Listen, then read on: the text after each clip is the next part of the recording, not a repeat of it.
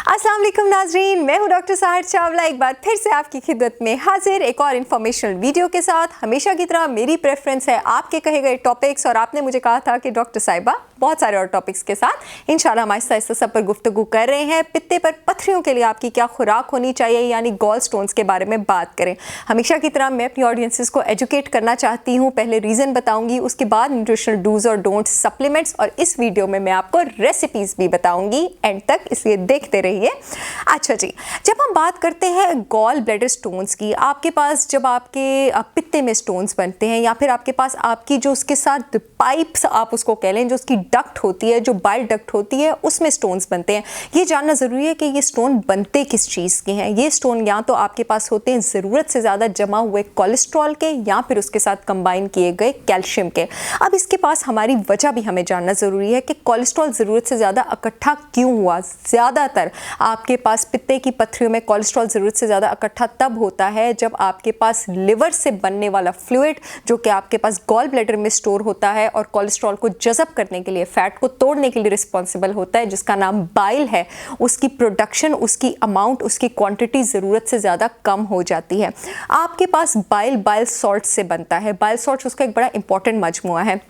Primary bile salts आपके पास बनते हैं जिगर में, लिवर में। सेकेंडरी बाइल सॉल्ट्स आपके पास बनते हैं आपके गट, आपके आंतों के माइक्रोब्स में। यानी आपके लिवर का भी हेल्दी होना ज़रूरी है, आपके आंतों के माइक्रोब्स का भी हेल्दी होना ज़रूरी है, और आपके ब्लैडर का भी हेल्दी होना ज़रूरी है। तब ये फ्लूइड आपके पास नॉर्मल बनेगा और नॉर्मल फ्लो में अपने सर्किट में चलेगा और फैट को एब्जॉर्ब कर सकेगा, डाइजेस्ट कर सकेगा, तोड़ सकेगा, ताकि कोलेस्ट्रॉल भी आपके पास फैट में आता है, ताकि वो इकट्ठा ना हो, उसका मजमुआ ना बने। अब इस बाइल का फंक्शन होता क्या है आपके पास? एक तो ये आपके पास फैट को एब्जॉर्ब करता है। ये बिल्कुल डिटर्जेंट की तरह होता है। जिस तरह आपके पास जब आपके कपड़ों पर कोई शामी कबाब का दाग लग जाता है, तेल का दाग लग जाता है, और आप उसके ऊपर डिटर्जेंट डालते हैं तो वो धुल जाता है, उसी तरह ये आपके पास जो बाइल है वो जिस्म के अंदर जाने वाली जो चर्बी होती है, जो कोलेस्ट्रॉल होता है, जो ज़रूरत से ज़्यादा फैट होता है, उसके ऊपर डिटर्जेंट का काम करता है। उसको तोड़ता है, उसको धोता है, उसको रिमूव करता है, कुछ एक्सक्रीट करता है, कुछ एब्जॉर्ब करता है, जिसकी हमारे जिस्म को नॉर्मल, हमारी फिजियोलॉजी को ज़रूरत होती है। जब आपके पास ये नहीं होता तो आपके पास फैट जो है वो नॉर्मल अमाउंट में तोड़ना बंद हो जाता है, कोलेस्ट्रॉल डिपॉजिट होना शुरू हो जाता है। मोर ओवर हमारे जिस्म में जितने भी फैट सॉल्युबल विटामिन है, vitamin A, vitamin D, vitamin E, vitamin के, बाइल उनको जज़ब करने के लिए और बॉडी को उनकी फ़ायदे पहुंचाने के लिए भी बहुत ज़्यादा ज़रूरी है। जो लोग मेरी वीडियोस फॉलो कर रहे हैं, मेरे मुंह से ओमेगा 3 फैटी एसिड्स का नाम बहुत बार सुन चुके हैं। ओमेगा 3 फैटी एसिड्स हमारे पास एसेंशियल फैटी एसिड्स होते हैं, जो कि बॉडी में बहुत सारे हेल्थ बेनिफिट्स के साथ एसोसिएटेड हैं। वो हमें बहुत ज़्यादा डिजीज़ से बचाते हैं। बाइल हमारे जिस्म में हमारे खानों से उनको भी जज़ब करके उनको भी हमारी बॉडी तक पहुँचाता है। तो जब हमारे पास बाइल कम होगा, ये सारे प्रॉब्लम्स होंगे, और गॉल स्टोन्स की ये एक बहुत बड़ी वजह है हमारे पास। अब बाइल हमारे पास क्यों कम हो सकता है, ज़रा इस पर भी रोशनी डाल लेते हैं। नंबर 1, जब आपके पास इंसुलिन ज़रूरत से ज़्यादा होगा। जी हाँ, हमेशा की तरह इंसुलिन कहीं ना कहीं से हमारे पास एंटर हो जाता है, यहाँ पर भी एंटर हो गया। जब इंसुलिन ज़रूरत से ज़्यादा होगा तब हमारे पास बाइल कम हो सकता है। इंसुलिन आपके पास बाइल की फ्लो को कम करता है। जब हमारे पास कॉर्टिसोल ज़रूरत से ज़्यादा होगा, मैंने रिसेंटली कॉर्टिसोल पर पूरी एक वीडियो की है, जिन लोगों ने नहीं देखी इसको समझने के लिए प्लीज़ वो उस वीडियो को फॉलो करें। जब कॉर्टिसोल स्ट्रेस हार्मोन ज़रूरत से ज़्यादा होगा तब भी आपके साथ बाइल कम होता है। मैं अपनी पहली वीडियोज़ में भी बता चुकी हूँ कि insulin is directly proportional to bile. जब इंसुलिन ज़्यादा होगा, कॉर्टिसोल ज़्यादा होगा। जब कॉर्टिसोल ज़्यादा होगा, इंसुलिन ज़्यादा होगा। जब दोनों ज़्यादा होंगे, बाइल कम होगा। बाइल कम होगा, कोलेस्ट्रॉल ज़्यादा डिपॉजिट होगा, और हमारे पास बनेंगी पित्ते में पत्थरियाँ। जिन खवातीन में एस्ट्रोजन ज़्यादा होता है, खास करके प्रेगनेंसी में खवातीन में एस्ट्रोजन ज़्यादा होता है, इससे अक्सर प्रेगनेंसी में खवातीन को पित्ते की थोड़ी थोड़ी पत्थरियाँ बन जाती हैं, जो कि बाद में डिज़ोल्व भी हो जाती हैं। वो खवातीन जो एस्ट्रोजन रिप्लेसमेंट या हार्मोन रिप्लेसमेंट थेरेपी पे हैं, या वो खवातीन जो आपके पास बर्थ कंट्रोल पिल्स ले रही हैं, उनमें भी अक्सर ये प्रॉब्लम जो है वो देखने को आता है। एक और चीज़, वो लोग जो ये समझ के कि हमें पित्ते की पत्थरी हो रही है और बहुत कम फैट, बहुत एक्सट्रीमली लो फैट डाइट पे चले जाते हैं, उनको भी ये प्रॉब्लम हो जाता है। या वो लोग जो हमेशा ही बहुत लो फैट डाइट पे रहते हैं। एक्चुअली हमारे पास जो बाइल है उसको सिक्रीट होने के लिए, उसको रिलीज़ होने के लिए लिवर से जो स्टिमुलस चाहिए होता है, वो होता है आपके पास खुद खाने में मौजूद सैचुरेटेड फैट। जब आप खाने में मौजूद सैचुरेटेड फैट बिल्कुल ख़त्म कर देते हैं तो बाइल की सिक्रीशन कम हो जाती है, और उल्टा ज़्यादा फैट के नुकसानात से बचने की जगह आप बॉडी में कोलेस्ट्रॉल को इकट्ठा करना शुरू कर देते हैं। इसके अलावा जिन लोगों को कब्ज़ की बहुत शिकायत रहती है उनमें भी आपके पास जो बाइल है उसकी प्रोडक्शन कम होती है। ये सारी वजूहात बताने की रीज़न ये थी कि अगर इनमें से कोई भी रीज़न लाइंड अप है आप उसको पहले करेक्ट करें, आप उसकी रूट कॉज तक पहुँचे ताकि बाइल की प्रोडक्शन ठीक हो। क्योंकि अक्सर लोग जिनको पित्ते की पत्थरियाँ होती हैं वो पित्ता तो निकलवा देते हैं, ठीक है, लेकिन क्योंकि उनकी कॉज करेक्ट नहीं हुई होती, उनकी बाइल की प्रोडक्शन जिगर से करेक्ट नहीं हुई होती, तो अब प्रॉब्लम जो है अब वो जो स्टोन्स है वो उसकी जगह जाके उनके लिवर में और उनकी किडनी में बनना शुरू हो जाते हैं, लेकिन प्रॉब्लम वहीं पे रहती है। साथ ही साथ में न्यूट्रिशनल डूज और डोंट्स पर आने से पहले एक और बात आपको बताती चलूं कि वो लोग जिनका पित्ता पत्थरियों से भरा हुआ है, ये डाइट उनको मच हेल्प नहीं कर सकती है। ये उन लोगों को हेल्प कर सकती है जिनके 1 या 2 पत्थरियां हैं, 1 या 2 मिलीमीटर की हैं, या उनको थोड़ी थोड़ी पेन का प्रॉब्लम होना शुरू हुआ है। जिनके पित्ते पत्थरियों से भरे हुए हैं वो प्लीज़ डाइटरी रिकमेंडेशंस तो करें ही, लेकिन साथ साथ अपने डॉक्टर से भी राब्ता करें और उसका जो पॉसिबल ट्रीटमेंट है उसको भी अपने पास अवेल करें। अब हमारे पास किन खानों का इस्तेमाल हमें नहीं करना चाहिए जिनको पित्ते की पत्थरियों का प्रॉब्लम है।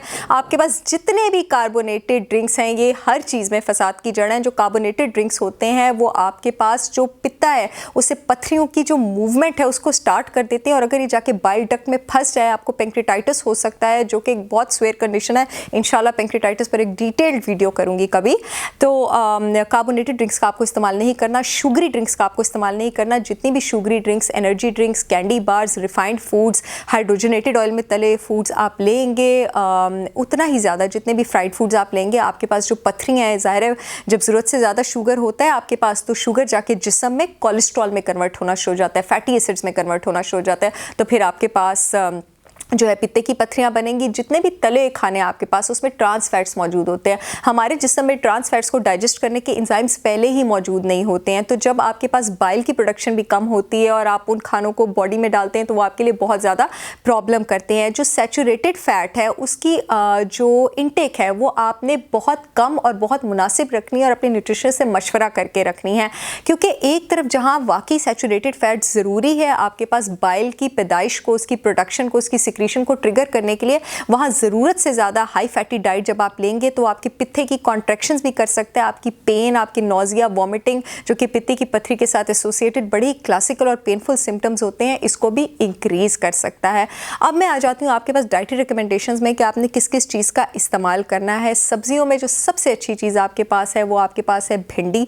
उसके बाद जितनी भी क्रूसीफेरस वेजिटेबल्स हैं आपके पास, चाहे पालक आ जाए, गोभी आ जाए, ब्रोकली आ जाए, एस्पैरगस आ जाए, ये आपके पास बहुत ज़्यादा अच्छी है। किडनी बीन्स का आप इस्तेमाल कर सकते हैं, ये आपके पास बहुत ज़्यादा अच्छी है। आपके पास कैरेट्स, आपके पास क्यूकम्बर्स, आपके पास पियर्स, एप्पल्स, पपायाज, आपके पास मैंगोज़, ये आपके पास पित्ते की पत्थरियों के पेशेंट्स के लिए बहुत ज़्यादा अच्छे हैं। आर्टिचोक आपके पास एक वेजिटेबल है जो कि आपके पास स्पेसिफिकली बॉडी में यूरिक एसिड के जो लेवल्स हैं उसको डिक्रीज़ करती है, और ख़ास करके जो आपके पास बीट रूट होती है उसमें मौजूद होता है कोलिन। कोलिन जो है वो आपके पास जो पित्ते की पत्थरियाँ हैं इसको डिज़ोल्व करने में बहुत ज़्यादा हेल्प करता है आपके पास। और इसके अलावा नींबू पानी का आप इस्तेमाल ज़रूर करें। जो नींबू पानी आपके पास वो भी पित्ते की पत्थरियों को डिज़ोल्व करने में हेल्प करता है। एप्पल सिडर विनेगर आपके पास एक बेहतरीन रिकमेंडेशन है। और 3 सप्लीमेंट्स मैं आपको बताने लगी हूँ, अगर आपको पित्ते की पत्थरियाँ हैं तो इसका फौरी तौर पर इस्तेमाल शुरू कर दें। नंबर 1 आपके पास रिफाइंड बाइल सॉल्ट्स अच्छी सप्लीमेंट की मार्केट्स में अवेलेबल हैं आपके पास, क्योंकि बाइल कम बन रहा होता है उसकी वजह से कोलेस्ट्रॉल जो है आपके पित्ते में डिपॉजिट हो रहा होता है। अगर आप बाहर से रिफाइंड बाइल सॉल्ट्स लेना शुरू करते हैं तो आपकी बॉडी में कोलेस्ट्रॉल को डिपॉजिट करने में हेल्प कर सकता है। ओमेगा 3 फैटी एसिड्स क्योंकि आपकी बॉडी में बाइल एब्जॉर्ब करता है और अब वो कम एब्जॉर्ब हो रहे होते हैं, तो आप ओमेगा 3 फैटी एसिड सप्लीमेंट्स ले सकते हैं ताकि जो इससे एसोसिएटेड इन्फ्लेमेशन और पेन वाले सिम्टम्स हैं वो कम हो। और अब बाइल के कम होने की वजह से उसके जो फंक्शन परफॉर्म नहीं हो रहे, जैसे विटामिन ए, डी, ई और के की एब्जॉर्प्शन, वो भी परफॉर्म होना शुरू हो जाए। ओमेगा 3 फैटी एसिड सप्लीमेंट में मैं जो सप्लीमेंट का यूज़ रिकमेंड करूँगी वो कॉड लिवर ऑयल का यूज़ रिकमेंड करूँगी, क्योंकि कॉड लिवर ऑयल में ओमेगा 3 फैटी एसिड तो होता ही है, लेकिन उसके साथ साथ आपके पास विटामिन ए और विटामिन डी भी मौजूद होता है, तो ये उसकी अफादियत को बढ़ा देते हैं। नंबर 3 सप्लीमेंट जिस वजह से मैंने आपको बीट रूट का यूज़ रिकमेंड किया है, चुकंदर का use, that is choline. Choline supplements का इस्तेमाल अपनी डाइट में ज़रूर करें अपने न्यूट्रिशनिस्ट के मशवरे से। और अब इसके बाद हम आ जाते हैं रेसिपीज़ के ऊपर कि आपने कौन सी रेसिपीज़ जो है वो ट्राई करनी है।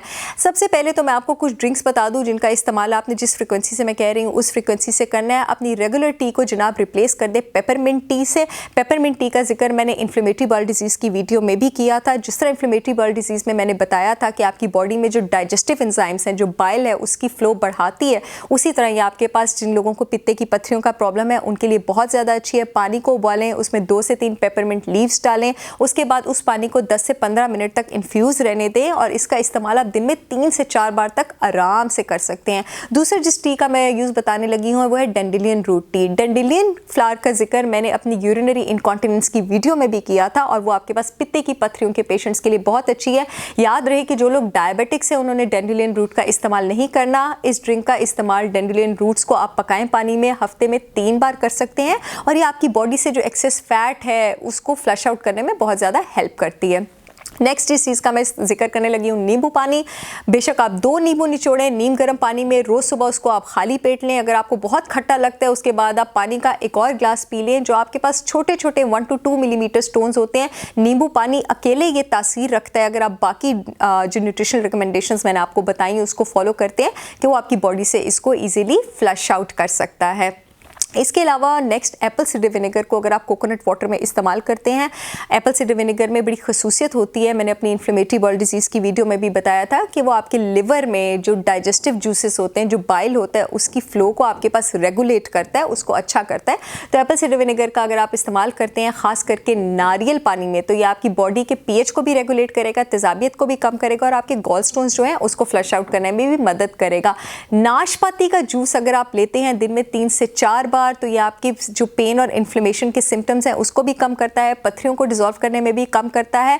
और ख़ास करके अगर आप खीरे, गाजर और चुकंदर का जूस लेते हैं, इसका बड़ा सिंपल तरीका है कि तीनों का जूस अलग से निकाल लें, उसको फ्रिज में अलग स्टोर कर लें और जब भी पीना है उसको मिक्स कर लें। आपके पास गाजर में मौजूद होता है विटामिन ए और सी जो कि ज़बरदस्त एंटीऑक्सीडेंट है। चुकंदर आपके पास किडनी को, आंतों को, आपके पास लिवर को, इन सब को क्लेंस करता है और खीरे का वाटर कंटेंट बहुत ज़्यादा होता है तो आपके पास स्टोन्स को डिसॉल्व और फ्लश करने में बहुत ज़्यादा हेल्प करता है।